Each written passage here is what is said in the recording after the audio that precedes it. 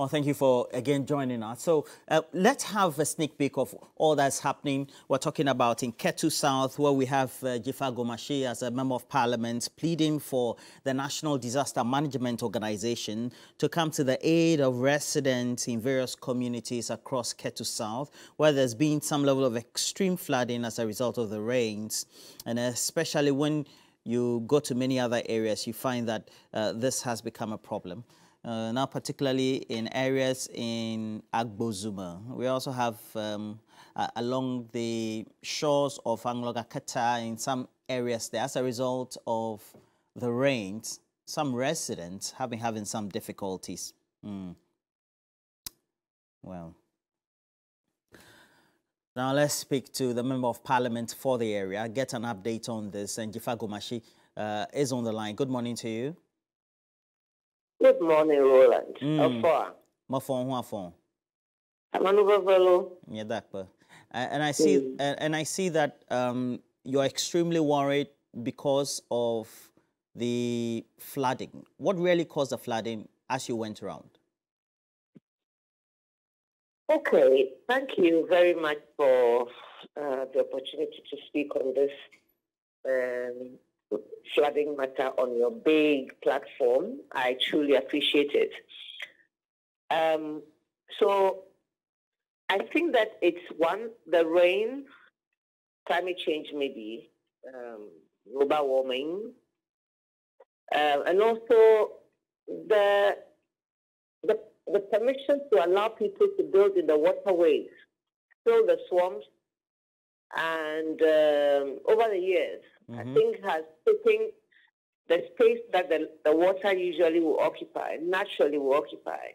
All right. And now we are having this situation. I also think that perhaps I'm not sure, because it's not my professional anything I've studied. I have no scientific proof, but maybe the salt situation, where some dikes have been made from their flow part through to the core area. I don't know if it's also a contributing factor. But once we destabilize the natural system, I'm sure that can cause some of these things. Okay. So the devastation is that, I was in that house where I used to spend Easter holidays as a child. How did you get that video? We got it from our correspondent. Okay, also residents, so the devastation is just overwhelming, and I'm at my wit's end, really. Okay, so the video we're showing currently is the Zion School or Sanctuary area. And that is around Agbozume. But a friend of mine, Philippa Bochi in Keta, also sent me a video of the Keta Business School students not able to get access to their hostels or classrooms because there was also flooding there. I get this. Yeah. Does it mean that it's not only the Abo Agbozume areas which are flooded? Oh, including Anglo is also affected. I drove through all of those communities yesterday. It's a big problem. It's Ketu South, Ketu, Anglo, that I have witnessed with my own eyes that are affected. Okay. What's the level of collaboration or the effectiveness of the National Disaster Management Organization to come to the aid of the residents in these affected areas? So far, the three members of parliament, myself, Safa of Anglo, Jijoli Gapo of Kata, have not seen what we expect from NADMO yet, nor municipal assemblies. Okay. But in my specific case, I've been having conversations with my coordinator, the NADMO coordinator. He's been giving me the data of affected households, victims, and the agenda, and so on. That I have from him. But apart from that, look, let me call a spade a spade. I'm sure he's also waiting for the tools to work with, you know. So it's... okay. Okay, so if relief is not coming for these citizens, it means that you, as well as your constituents, are at your wit's end. How bad is that situation beyond what we're seeing in the videos? Very bad. You see the water where the child is standing. Yes. You will find that same amount of water, quantity of water in the room. I see. Yes. In the room that I went to, the water that was outside is what is inside. And some of the places are slippery. That's why I was holding on to the shoulders of my executives who took me to the areas. And they have dug holes so that the water can seep through. But now those holes are also full. So if you're not careful, you could easily fall into the holes that have been dug if you're not used to the area. So it's a serious situation. And my fear is the children. The children, you know, the children going through it. I'm terrified of water. I've always been terrified of water since I was 7. I don't swim. Okay. So anytime I'm going near water, even though I come from a seaside, I was born in Accra. I come from a seaside also in Ketu. I'm terrified of water. So if there's a child like me, then you can imagine what they're going through. The schools will have to be closed down. I think that they should declare that the schools should close down for at least, and so we see that the water has receded. I think it's really a dangerous situation. Now we don't have any casualties, but if we don't do this and we allow children to trek through this situation to go into school, we may have a disaster on a more serious disaster on our hands. All right. Okay, so let's try and see whether we can get some answers to this. We'll call the NADMO coordinator. And, of course, I've been joined by Judith Awakitando with us for the day. Judith, how are you? I'm great, and you? Yeah, it's a very serious situation. Yeah. What in the first place do you make of it, especially also knowing that many of these communities, especially bordering the coastal areas within the Anglo enclave, subsequently even coming to Adai, etc., already have difficulties each time we have tidal waves? Right. My main concern usually has to do with issues of schooling. You can see that most of the students are cut out currently because of these floods. You remember the issue of the Sea Defense Project and what it led to. So this is very, very much of a big concern for me when it comes to issues of schooling. You realize that the students are cut out, they cannot go to school, and in this day and age, if students cannot go to school, we don't know what is going to happen to these people. So, of course, and of course, the concern of the fact that NADMO has still not responded to these people, it's quite appalling. And we know that they are supposed to at least should have sent relief items to the people in these areas, yet nothing has happened yet. And so it's quite appalling that this is still an issue in this day and age. 2023, we have issues of NADMO not responding to issues of flooding at this time. It started on Saturday, right? According to them, it started on Saturday.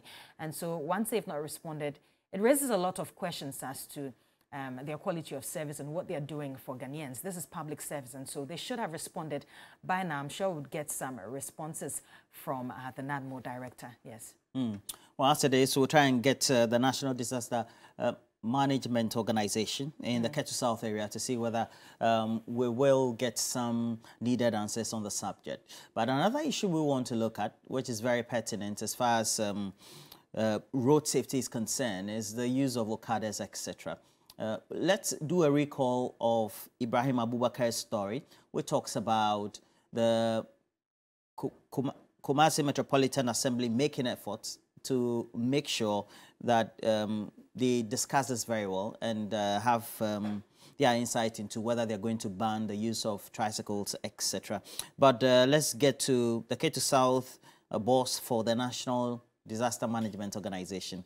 And Paul Alosede is on the line. And Judith. Right. And so I'm sure we'll be listening to him. Hello, Paul. Right. We've had this issue from Ketu and Agodome, how is it called? Agbozome, yes. Ketu South. Ketu South, this issue of flooding. We don't know. They have told us, that is Jifa Gomashi, we've just spoken to her, and she says that they've not gotten any response from NADMO yet, and this issue happened on Saturday. What is happening in terms of NADMO's response? Good morning. Good morning. Yes, sir. Good morning. Hello? Good morning. We can hear you, sir. Oh, okay. May I make a correction in my name? My name is Togbe Alosode. Right. Yeah. Yes, you are asking a very important question in regards to the flooding situation in our municipality. Right. Hello? Yes, please. We can hear you. So we're asking what NADMO is doing about the situation. Yes, we have to do our thorough investigation and then come out with the report and the solutions and share with the stakeholders in the government so that we tackle it holistically. So we are on it because the rains are coming every day. So we are doing our investigation, updating our report. This is what we are doing for now. Well, sir, this issue happened on Saturday. It's Sunday, Monday, 2 days after. You are still doing investigations. Can't anything be done? Relief items provided for the people of Ketu South? Because as of now, children have been cut out. So today, Monday, children cannot go to school. So when are we expecting the investigations to be done for something to be brought to these people? Yes, as I said earlier on, NADMO work is not just about distribution of relief items. We need to identify the people that are affected and the severity or the magnitude of the issue, how it has affected the people, and the number of people who are affected. We need to know them. The gender distribution is also important, so that when we are going to work on the relief, we look at the type of relief that will do it. So this is what we are doing for now, because Ketu South is a big community, and it doesn't happen in only Agbozoma, as we are saying it. We have issues everywhere in the municipality, including Kliko and Afrao traditions. So this is what I'm saying, that we are far-reached a place that we have worked on, and we are still updating, and very soon we'll reach out to the people. Right. Thank you very much, sir. And that was Togbe Alosode giving us some more updates on the issue there in Ketu South. We are hoping that, of course, relief items would be sent to the people of Ketu South. And, of course, students there would be able to go back to school in the shortest possible time. But, of course, we're going to be talking more about the tricycle issue. And, Roland, this is an issue here there in Kumasi. I don't know how long has this been persistent, but, well, they say that they're going to stop them from, say, operating by June 16. What do you think? Well, if you look at the story very well, and Ibrahim does emphasize that it is important that we put all this into perspective. If you look at the Road Traffic Act, I'm told that it's being going through some level of amendment. And the Road Traffic Act Regulation 2180, which currently regulates road traffic, road safety in Ghana, does indicate that you cannot use for paid service a motorcycle. And these, in a way, are motorcycles, because even though they are tricycles, they are categorized in the same manner. I think what is confronting all the metropolitan areas, the municipal areas in the greater Kumasi area, as well as even in Accra and across the country, is how do you manage a vehicle that has now become a medium of transport? And then the other side of the argument is that it's creating employment, etc. All right. And I don't know what the public thinks about this, because we need to let the public in. They are also users of motorcycles as well as these tricycles for either their own movement or for some other ancillary works. Yeah. If that is the case, the ordinary Ghanaian who uses them also needs to have a certain perspective. Exactly. But the law that also has been put there and being enforced because it's been put there for good reason, with good advocacy from road safety advocates. You have Cecil Gabra, etc., will tell you that if you look at the crashes and the deaths and the fatalities, it's not something that will warrant us to legalize it. So I think it's an issue that we have to talk about. Right. Okay, so let's go to Johnny's Bite. He's standing by for us. When we're back, we'll be interacting with some of you on the issue of this tricycle, so you can call our phone lines on that as well. Let's take Johnny's Bite now. You know, Papa.